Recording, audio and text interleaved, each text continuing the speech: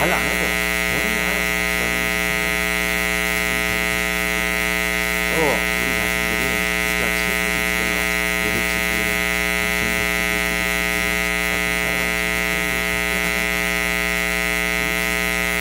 성령께서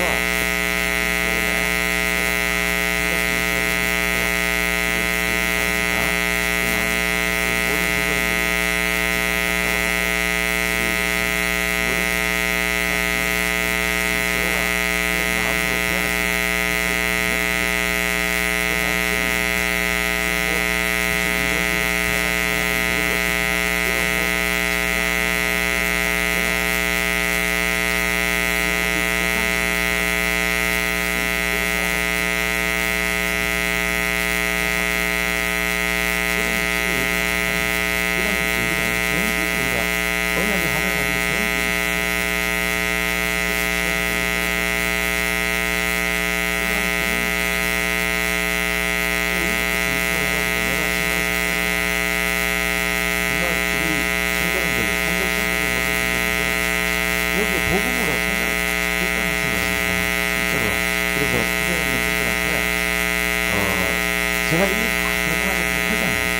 그러면 구역장 분들이라도, 여기 구역장 원래 오늘 오세요? 구역장 구역장들이 같이 가서 구역장들 관리하고, 오라고 분명하고 하시라고. 그래가지고 생각을 바꾸면서, 우리가 예배 중심으로 생각을 이렇게 돼야 돼요. 그렇게 돼야지, 제가 여기 메시지만 해버리면 들을 사람이 없는데 뭘 일이 하겠어요. 그런 것에 대한 거를 실제적으로 이거를 우리가 너무 강조를 안 해도 문제고 강조해도 문제고 그렇게 되는 거죠. 항상 예배는 하나님 중심으로 예배를 항상 해줘야 됩니다. 그러면 본론에 들어가서 말씀드리는데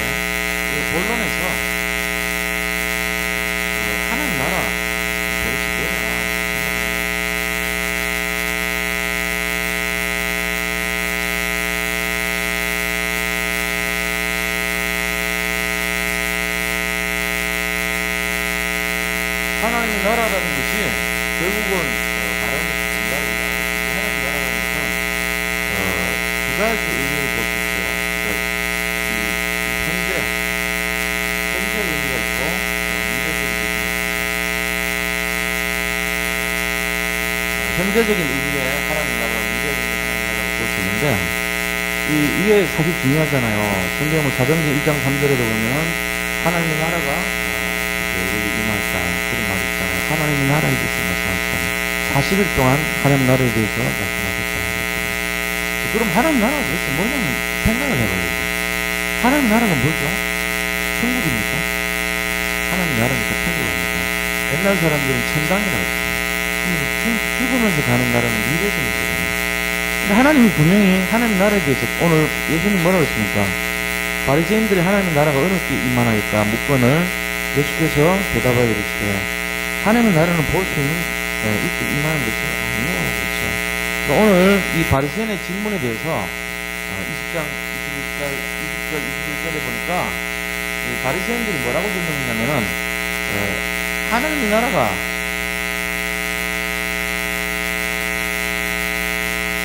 언제 임하냐? 요거를 질문했거든요. 언제 임합니까? 물어보니까 예수님이 딱 세 가지로 답변을 해요. 뭐라고 말씀하십니까? 하나님 나라는 눈으로 볼 수 있는 것이 아니라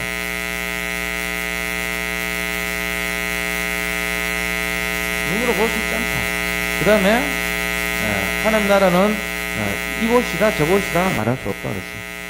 그죠? 두 번째 보니까 여기다 여기 있다 저기 있다가도 못하리니 하나님 나라는 너희 안에 있느니라. 여기 있다 저기 있다 여기 저기 이거를 말할 수 없다. 세 번째는 너희 안에 있다. 이거를 딱 얘기했어요. 그럼 이게 뭔 말입니까? 눈으로 볼 수 있지 않고 여기 있고 저기 있는 것이 아니고 너희 안에 있다. 이 말은 우리가 좀 생각해 봐야 돼요. 하나님 나라가 도대체 뭔가? 하나님 나라라는 것은요, 이게 질문을 해도 상당히 이게 뭔가 잡히지가 않아요. 흥미상학적인 거예요. 하나님 나라가 뭔가 실체는 있는 것 같은데 뭔지를 우리가 명확하게 이거 딱 말할 수가 없어요. 그래서 하나님의 나라라는 것이 도대체 뭐냐? 이 말은 예수님이 지금 답변하신 말을 딱 한마디로 하면요, 현세적인 의미의 하나님의 나라를 얘기하신 거예요. 미래적인 의미의 하나님 나라가 아니고, 다시 말하면 천국, 저 천국에 있는 그게 아니고 이 땅에 있는 하나님 나라를 말한 것이라 이렇게 볼 수 있어요. 이 현세적인 하나님 나라는 건 뭐냐? 바리새인들의 질문의 내용이 하나님 나라가 언제 옵니까? 이 말은 그들은 하나님 나라를 뭘로 봤냐면요, 이 당시의 시대적인 배경이 로마가 이렇게 들어와가지고 이스라엘 민족을 전부 다 장악한 시대예요. 이 시대가. 그러니까 로마 사람들이 100년 동안 이 이스라엘 민족들을 속국으로 삼았던 그런 시절이란 말이에요.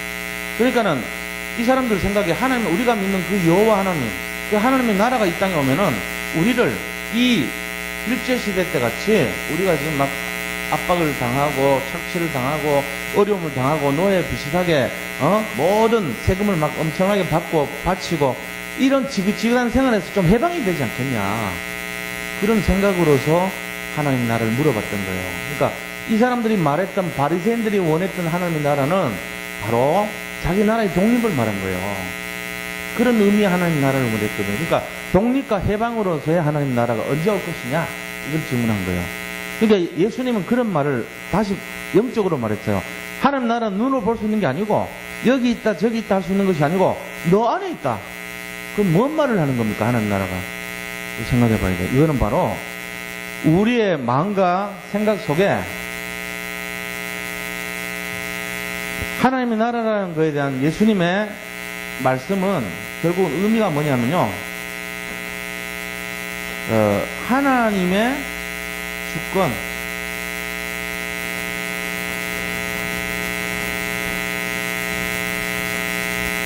하나님의 주권하고 하나님의 통치를 말해요. 하나님이 다스리는 거하고 하나님이 지배하는 거를 하나님의 나라라고 그래요. 이게 하나님 나라거든요. 하나님 나라라는 것은 뭐냐면은 하나님이 통치하고 주도하시는 그 전체를 하나님의 나라라고 그래요. 자, 우리 심령에 하나님의 주권이 임했어요. 하나님의 통치가 임했어요. 그럼 우리가 뭐가 되죠? 하나님 자녀가 되는 거예요. 그래서 하나님 나라가 너희 안에 임하있느냐는 거예요. 또 우리가 있는 교회에 하나님 나라가 임하면 이 교회를 다스리시는 주권과 통치가 하나님의 능력과 하나님의 그것이 임한다는 거예요. 다시 말하면 이 주권과 통치는 다르게 보면은 결국은 뭘 얘기하냐면요. 하나님 나라라는 것은 복음을 얘기하는 거예요. 그리스도를 얘기하는 거예요. 복음이 우리를 다스리시고 우리를 통치하잖아요. 복음이 우리를 다스리고 우리를 통치하면 어떻게 됩니까? 그러면은 흑암이 꺾입니다. 우리가 만약에 우리 속에 하나님의 주권과 통치가 오면은 흑암이 결박돼요. 그럼 어떻게 되죠? 우리가 정말 우리 속에서 자유와 해방이 시작되는 거예요. 그리고 응답이 시작돼요. 하나님의 나라를 여기에 하나님 나라의 일을 40일 동안 말씀하셨다는 얘기는 하나님이 다스리시는 그 주권과 하나님이 다스리시는 그 통치에 대해서 40일 동안 계속 얘기하신 거예요. 이게 결국은 복음이란 말이에요. 복음의 능력을 말하는 것이고 그리스도가 어떤 분인가를 설명한 거예요. 결국은 자세한 내용이야 우리가 모르죠. 하나님께 가서 물어봐야 되겠죠. 구체적으로 무슨 얘기 하셨냐. 그게 전체적인 의미는 하나님의 나라에 대한 주권과 통치에 대한 얘기를 쫙 설명해 준 거라고요. 그거를 듣고 났더니 제자들이 야 우리가 알고 있던 그 수준이 아니구나. 이 하나님 그리스도는 바로 어마어마한 분이구나 하는 걸 깨달은 거예요. 내가 생명을 걸바는 가치가 있는 분이구나. 내 이런 무슨 내 마음, 심령, 나의 어떤 그런 수준이 아니구나 이게. 이게 모든 것이구나 이게. 내 생명을 걸어야 하는 모든 대상이구나. 이걸 깨달은 거예요. 그래서 40일 동안 하나님 나라 일을 말씀하시고 나자 이 주권과 이 통치만 갖고 있으면은 세상의 모든 걸 이길 수 있겠구나. 답을 딱 결론을 내린 거예요. 그게 하나님 나라입니다, 바로. 이게 우리 가정에 들어오면은 우리 가정이 살아나 버려요. 우리 개인에게 들어오면 개인이 살아나요. 교회에 들어오면 교회가 살아나죠. 현장에 들어오면 현장이 살아나는 거예요. 이렇게 되시기를 축원드립니다. 지금 우리 속에 뭐가 있냐? 하나님 나라가 임해야 돼요. 그럼 결국은 하나님 나라가 임했다는 말은 하나님의 능력의 주권과 하나님의 다스리신 그 어마어마한 통치가 나에게 임할 때 하나님 나라가 임했다 그럽니다. 그러면 흑암이 꺾이죠. 무서워서 흑암이 그 통치와 능력의 권위 앞에 벌벌 떠면서 쫓겨나게 됐죠. 그러니까 우리가 24시간 하나님 그리스도를 집중하는 것은 하나님의 나라가 임하기 위해서요. 어떻게 보면. 이거를 딱 잡으시기 바랍니다. 그래서 결국은 이거를 가지고 이거는 현재성을 말하고 있다 이렇게 볼 수 있어요. 또 다른 측면으로 본다면은 하나님 나라는요. 자, 세 번째입니다. 하나님 나라는 너희 안에 있느니라 그랬잖아요. 결국은 하나님 나라가 너희 안에 있다는 이 말은 결국은 뭘 얘기하는 겁니까? 그것은 바로 우리가 갖고 있는 착각 중에 하나가요. 초대교회도 뭐 그렇지만은 우리나라만 봐도 그래요. 우리나라 1905년도 막 이럴 때, 10년도 이럴 때, 이렇게 평양에서 막 1910년도에 대동강 모여가지고 민족의 막 영적 각성운동 일으키고 막 그랬거든요. 그때, 이기풍 목사 이런 분들이 이제 막 은혜 받아가지고 제주도로 막 이렇게 선교 여행 가고 막 거기서 정착하고, 제주도 진짜 복음했잖아요. 근데 그런 분들이 또 이렇게 이 띠를 들고 다녔어요. 그래서 예수천당 불신지옥 하면서 다녔단 말이에요. 예수 믿으면 천당을 간다는 거예요. 천당의 의미가 뭡니까? 천당이라고 하는 그 천당의 의미는 이 하늘 천자 썼잖아요. 그 다음에 이 당자가 예를 들면은 뭡니까? 이런 식입니까? 집을 나타내거든요. 집당자란 말이에요. 그러니까 천당의 의미는 이게 어떤 하나님의 집 이런 말이 돼요. 천국이라는 것도 하나님 나라 이런 식으로 눈에 보이는 어떤 그러니까 이런 눈에 보이고 손에 잡히는 그런 의미로 우리가 이 장소를 삼았단 말이에요. 근데 그런 의미보다는 우리가 이 천당 이래버리면은 죽어서 가는 곳인데 어떤 장소 이렇게 돼버린 거예요. 그런 눈에 보이는 장소를 말한 게 아니란 말이에요. 그게 이게 오해죠. 그럼 어떻게 해석해야 됩니까? 그거는 바로 우리 심령 속에 존재하는 너희 안에 있느니라 이거예요. 그러니까 복음의 미래성만 얘기했단 말이에요. 그 하나님 나라에 대한 미래성, 죽음 이후에 가야만 되는 곳, 이게 하나님 나라에 대한 정의로 오해가 됐었어. 우리나라 전체에. 그래가지고 죽으면 어디 가지? 천당가 이런 식이에요. 천당이라는 어떤 장소에 가는 걸로. 근데 그 천당의 의미를 놓쳤단 말이에요. 이 천당의 의미가 어떤 것입니까? 하나님 나라의 진정한 어떤 하나님의 통치와 하나님의 주권이 임한 이후에 오는 내용이 어떤 것이냐는 거예요. 생각해 보셨어요? 과연 하나님의 나라가 내게 임했다면 내가 어떤 거를 누리는 삶이 되겠냐. 그게 우리 마음속에 나타나야 돼요. 그래서 너희 앞에 있느니라. 너희 앞에 어떻게 있어요? 로마서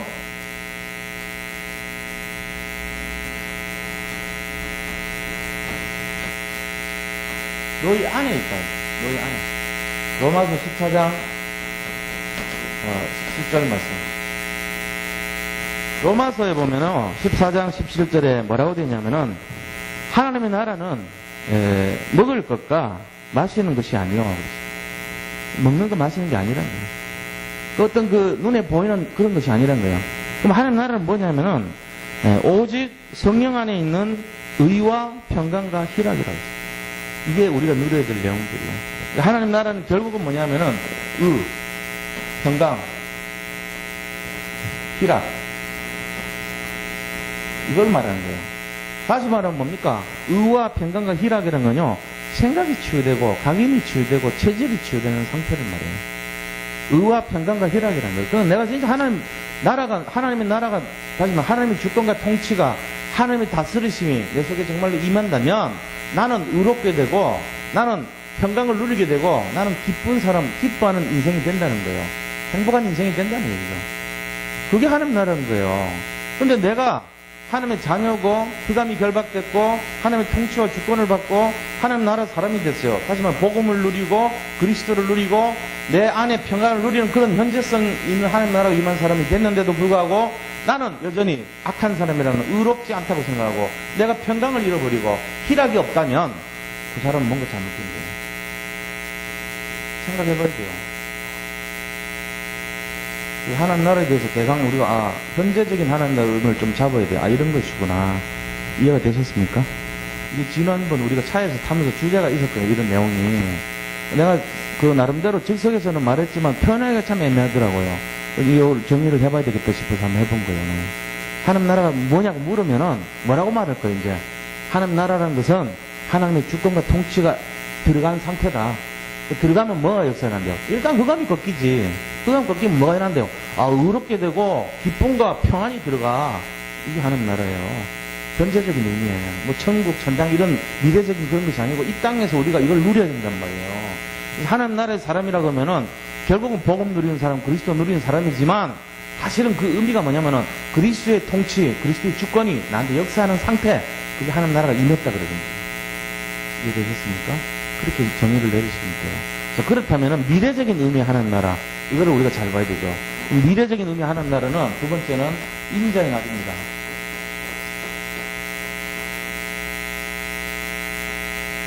인자의 날이라는 것은 결국은 뭐를 말합니까? 우리가 마지막 때에 재림을 함으로써 하나님의 나라가 이 땅에서 완성되는 걸 인자의 날이라고 했어요. 지금 그걸 얘기하잖아요. 예수님이 다시 재림하는 미래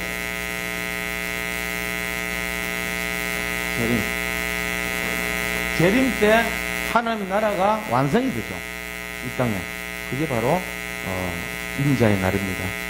이제 주님이 인자의 날 얘기했는데 인자의 날은 결국은요 제자들 못 본다고 되어 있어요. 인자의 날에는 22절부터 25절 보니까 종말론적으로 하나님 나라가 완성되는 게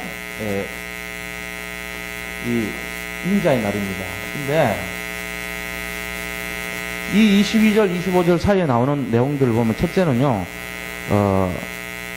첫째 뭐라 그랬습니까? 이 인자의 날에 당부하신 말씀이 있어요. 미혹되지 말라. 여기 있다 저기 있다로 거기 흔들지 말라는 거예요. 마지막 때에 속인다는 거죠. 여기 그리스도가 이쪽에 있다 저쪽에 있다 할 때 흔들지 말라 그랬잖아요. 그러니까 미혹되지 말라. 그러면서 재림의 단서는 두 가지예요. 보니까 재림의 단서가 22절에서 뭐라 했습니까? 17장 22절 보세요. 제자들에게 이르시되 때가 이르리니 너희가 인자의 날 하루를 보고자 하되 보지 못하리라. 제자들 12제자 전부 못 본다는 거예요. 그게 첫째 조건이에요. 두 번째 조건은 뭐냐면은 사람이 너에게 말하되 보라 저기 있다 여기 있다 보라 여기 있다 하리라. 그러나 너희는 가지도 말고 따르지도 말라. 세 번째는 번개가 하늘 아래 이쪽에서 번쩍이어 하늘 아래 저쪽까지 비침같이 인자도 자기 날에 그러하리라 이렇게 말씀하셨습니다. 그러면서 25절에 그러나 그가 먼저 많은 고난을 받으며 이 세대에서 버림바 되어야 할지니라. 이게 이제 두 가지 조건이에요. 두 번째 조건. 첫째는 미혹되지 말고, 그 다음에 두 번째는 너희가 볼 수 없다. 제자들이 볼 수 없다. 세 번째는 고난과 버림입니다. 이게 전제 조건이란 거예요. 이 고난과 버림을 십자가 사건이에요. 바로 예수님께서 22절 25절 당부한 첫째는 미혹되지 말라 마지막에. 그러나 두 번째 조건인데 너희는 볼 수가 없고 십자가 사건 이후에 이게 일어난다. 이 두 가지 조건은 다 완성이 됐어요. 지금 다시 말하면 오늘 이 시간에 예수님 오셔도 다 우리는 할 말 없어요. 조건이 다 끝났기 때문에 이 두 가지 조건만 끝나면은 이루어지는 거거든요. 근데 초대교회 때 예수님 십자가에 달리시기 전에는 이게 아직 안 됐어요. 근데 십자가 달린 이후는 끝난 거예요. 오늘 오셔도 되고 내일 오셔도 되고 우리가 이미 끝난 거란 말이에요. 재림의 시간은. 그러니까 우리가 어떻게 돼요? 하나님이 인자의 날을 마음속으로 준비하는 삶이 돼야 돼요. 준비해야 돼. 준비. 이거를 기다리고 준비해야 된다니까. 내가 지금 언제 올지도 모르니까 하나님의 나라가 이제 이 땅에 와서 종말론 쪽으로 내려서 완성이 될 것인데 그날 우리가 어떻게 준비하고 살겠냐? 그럼 뭐 어떻게 준비해야 되죠? 오늘 올지 내일 올지도 모르는 삶이라면 내가 어떻게 뭘 하고 살아야 되냐 이거죠. 이게 바로 8가지 미션이에요. 이 인생이 돼야 된다는 거죠. 결론이. 내가 이 땅에서 해야 될 기본적인 도전, 그 다음에 진짜로 근본적인 이 도전에 대한 부분을 내가 하고 살아야 된다는 거예요. 그래서 기본 인생 내용이 뭡니까? 기본이 근본적으로 예수가 그리스도라는 이 하나님 나라에 대한 통치 주권을 우리가 인정하고 그 다음에 이거에 대해서 말씀, 기도, 전도, 사모를 이걸 통해서 도전하는 삶이 되어야 된다는 거예요. 그래서 마지막 때를 준비하는 거예요. 내게 임한 하나님 나라를 다른 사람에게도 임할 수 있도록 그 통치와 주권이 저쪽에서도 역사하도록 그래서 흑암을 꺾고 그가 자유와 해방을 누릴 수 있도록 그래서 정말 의롭게 되고 평강을 누리고 희락 누리는 삶이 되도록 해야 된다는 겁니다. 그게 이 땅에서 우리가 해야 될 4가지 기본 미션이고 그 다음에 도전 미션 4가지 하나님이 그것 때문에 연쇄적으로 열어주는 문들과 지교회와 제자와 시스템 이런 내용들을 보면서 걸어가야 된다는 겁니다. 이게 우리가 해야 될 내용입니다. 이 두 가지를 통해서 뭐를 준비해야 됩니까? 재림을 준비하는 주님께서 언제 오실지 모르니까 세계복음 언약서 이걸 준비하는 인생이 되어야 됩니다. 네, 그게 오늘의 메시지입니다. 대부분 불신자들은 뭐 하기 때문에요? 불신자들은 살려야 돼요. 갈등 인생입니다. 갈등. 살려야 되는 이유가 오늘 34절 35절 보세요. 두세 사람이 2명이 같이 자고 있는데 1명 데려간다. 자는 사람이 누굽니까? 친한 사람도 가까운 사람이죠. 뭐 자기 아들이거나 딸이거나 아니면 자기 부인이거나 남편이거나 이런 사람들 아닙니까? 아니면 아버지하고 아이들이거나 그런 관계로 자잖아요. 주로. 그럼 자는 사람 2명 중에 1명이 들어가고 1명 못 간다면 억울하잖아요. 이 갈등하는 사람들은 다 그렇다는 거예요. 여자들 중에도 2사람 중에 하나는 들려고 한다면 못 간다 이거잖아요. 그러니까 안타까움을 가지고 다 함께 갈 수 있도록 해야 되지 않겠냐. 지금 그런 메시지예요. 세상 사람들은 갈등하기 때문에 이걸 모르고 시집가고 장가가고 방주에 타라고 했는데도 타지도 않고 롯의 아내같이 저 뒤로 소금 기둥이 될 정도로 세상을 바라보고 이런 게 지금 사람들이 갈등하는 요인이란 거예요. 전부 다 세상에 미련이 있고 오직 예수 안 되고 세상 바라보고 육신적인 거 바라보고 자기 자신 바라보고 산다는 거예요. 거기다가 우리가 뭐를 제시해야 됩니까? 뭔가 이 사람들에게 딱 답을 줘야 될 거 아닙니까? 그게 바로 갈등하는 인생에 바로 우리가 해답을 줘야 되는 거예요. 이게. 그래서 그들을 살려내야 된다는 것입니다. 그래서 결론이 결국 뭐냐면은 우리 자신들은 진짜 이 하나님의 나라에 대한 것을 잡고 언약을 잡고 그거를 전달할 수 있는 전도자 인생이 돼야 돼요. 전도자. 이게 제일 중요한 거죠. 그 전도자 인생이 되려면 또 뭐 해야 됩니까? 우리 마음과 심령 속에 우리가 하나님 나라를 누리는 삶이 돼야 돼요. 이게 돼야지 우리가 전달할 수 있잖아요. 자, 하나님 나라를 누리면은 당연히 오는 것이 뭐죠? 성령 충만한 인생이 되는 거예요. 하나님이 하셔야 되잖아요. 우리가 하는 것이 아닙니다. 그래서 이 성령 충만과 누림과 전도자는 불가분의 관계예요. 만약에 성령 충만하지 않고 전도자가 됐다. 그 사람은 사람 끌어모아요. 결국은 안 돼요. 하나님 나라를 누리지 않는데 사람들 가서 복음 전한다. 그 사람도 연설가가 되고 사람을 꼬우는 건 되지만 지속이 안 돼요. 성령 역사 안 해요. 또 하나님의 성령만 충만하면은 어떻게 됩니까? 하나님 문 열어주시죠. 만남 주시죠. 거기에 전도자의 삶이 되게 돼 있어요. 그러니까 성령 충만이 사실은 제일 기본적인 거예요. 성령 충만하려면 뭐 해야 됩니까? 강단 말씀 잡고 기도하면 되죠. 그리고 예배 드리면 되는 거예요. 그러니까 우리가 거기에 대해서 우리가 진짜로 이게 마음이 딱 통해버리면 다 하나가 되는 겁니다. 뭘 하라 말라 이런 수준 되는 거 아니에요. 그럼 제가 뭐 무슨 얘기해도 이해하고 지금 이거 좀 생각 바꾸자는 얘기잖아요. 또 우리 각인된 거 치유하자는 얘기잖아요. 체질 바꾸자는 얘기잖아요. 그럼 서로 그래 아멘 오케이 그래 합시다. 우리 지금 뭔가 좀 다르게 좀 해야 되지 않겠냐. 방향을 다시 합시다. 도전합시다. 이렇게 나와있죠 서로. 그게 맞는 거죠. 그게 아니고 제가 이제 담임 목사잖아요. 그러면은 여기서는 방향을 제시해주는 역할을 해야 되거든요. 제가 그렇게 얘기하는데 난 못하겠다 그러고 왜 그러냐 잃어버리면 안 되거든. 그거는 그게 서로 그렇게 하면 안 돼요. 원리스 돼서 생각 바꾸고 방향 바꾸고 내용 바꾸고 이러면서 딱 도전하면 되는 거거든요. 사실 그 중간에 어떤 사소한 그런 거는 별거 아닌데 사실 그 중간에 어떤 실수도 있고 시행착오도 있을 수는 있어요. 근데 근본적인 거는 지금 뭘 하자고 하는 건지를 알면 돼요. 결국은 하나님 나라가 임할 수 있도록 우리가 방향을 잡아야 되거든요. 그러려면 성령 충만해야 되고 우리가 그 내용과 방향으로 생각을 바꾸면 돼요. 뭐 어려운 거 하나도 없어요. 우리 교회 성도님들 이게 이제 앞으로 제가 그런 생각도 우리 교회 강단도 마찬가지고 정말로 하나님의 통치가 일어나고 하나님 주권이 선포되면은 하나님 나라가 임할 거 아닙니까? 말씀 속에. 그러면 그거에 통하죠. 우리 성도님들 심령 속에 하나님 나라가 임하게 제가 하면은 그게 서로 통하면은 생각이 바뀌는 거예요. 생각 바뀌는 날 부흥됩니다. 부흥이 목적은 아닙니다. 부흥이라는 의미는 많은 게 포함되어 있어요. 부흥 속에는 그 사람이 정말로 성령의 사람이라는 얘기고요. 하나님 나라가 임했다는 얘기고요. 흑암 꺾였다는 얘기예요. 부흥이라는 한마디 속에는 우리가 잘못 생각하면은 장사꾼, 뭐 이렇게 많은 거 그런 생각하는데 그거는 틀린 생각이에요.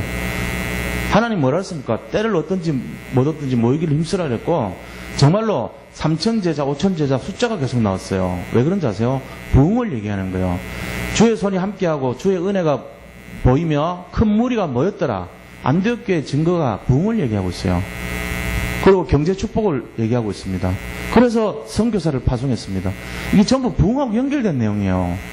우리가 그거를요, 부흥만 자꾸 거집하면 그건 사람은 그 동기가 나쁘지 않냐. 이런 생각도 안 돼요. 부흥은 당연히 해야 돼요. 못하면 갱신해야죠. 저도 마찬가지입니다. 수요 예배가 왜 이렇습니까? 제가 갱신해야 될 뭔가 있겠죠. 마찬가지입니다. 우리 모든 중직자 교역자분들이 뭔가를 놓고 기도해야 되는 거예요, 이게. 그렇게 해서 자꾸 이렇게 건면도 하고 사람들이 끌어모으는 게 아니고 나의 누리는 하나님 나라가 그들에게 전달될 수 있도록 왜 말씀을 들어야 되는지를 이유를 알게 만들어주는 뭔가 그런 변화가 있어야 될 거 아닙니까?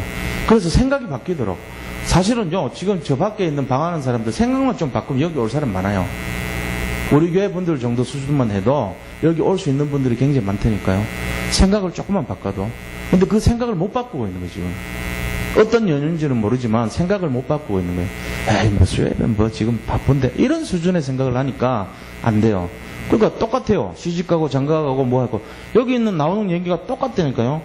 로세오 때와 같이 사람들이 먹고 마시고 사고 팔고 심고 집을 짓더니 완전히 막 불과 유황으로 심판하는 때가 얼마 안 남았는데 재림의 날이 얼마 안 남았는데도 이렇게 막 종말이 다가오는데도 정신없이 먹고 살고 바쁘고 그것만 바라보고 있고 또 노아가 방주에 들어가는 날까지 사람들이 먹고 마시고 장가 들고 시집 갔더니 홍수난데 다 죽었죠. 이런 걸 왜 성경에 기록했을까요? 우리의 지금 모습이란 말이에요. 예배가 뭐 중요하냐. 사고 팔고 먹고 마시고 시집가고 장가가고 돈 벌고 집 짓고 땅 사고 이게 훨씬 낫지. 이런 내용이란 말이죠. 그래서 이거를 우리가 좀 잘 생각해 봐야 돼요. 승리하시기를 축원드립니다. 우리 같이 한번 받은 말씀 잡고 통성으로 한번 같이 기도하겠습니다. 기도할 때 정말 우리 심령 속에 하나님의 주권과 통치가 이루는 하나님 나라가 임하고 또 재림을, 종말론적인 재림 속에 하나님 나라를 준비하는 그런 인생이 되어야 되겠다. 생각을 바꾸고 정말 각인된 것이 치유되고 또 체질이 변화될 수 있도록 그렇게 되어야 되겠습니다. 같이 한번 기도하겠습니다. 하나님 감사합니다. 오늘 말씀처럼 우리가 우리의 심령 속에 하나님 나라가 임하고